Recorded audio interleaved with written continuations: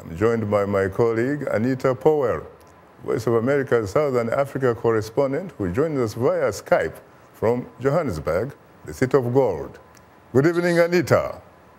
Hi, Shaka. Thank you so much. You're most welcome.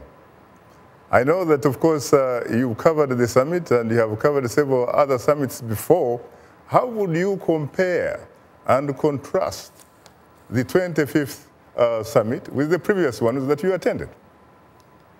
That's a great question, Shaka. Now, I have to make the distinction that the summits that I covered before in Addis Ababa were before the Arab Spring. And what's essential about that point is I feel that the summits from 2007 to 2009 that I covered were extremely open compared to this one. There were a lot of issues at this summit that I feel were very sensitive. We're talking about Burundi, we're talking about the process in South Sudan, we're talking about the presence of Omar Bashir.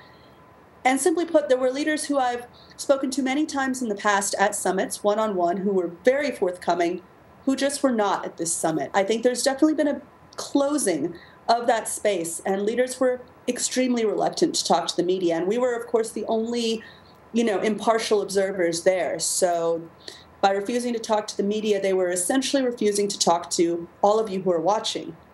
So what do you think was the dynamic, was the reason behind this particular summit, which you characterize as having actually been quote-unquote closed, as compared to previous ones, which you say were more open?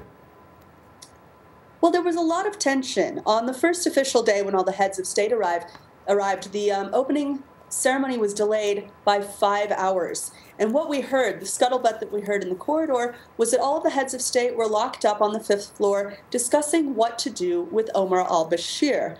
And how to handle the fact that he was there. I think that was a really sensitive situation that they felt the need to discuss privately, and that led to this tension in the air.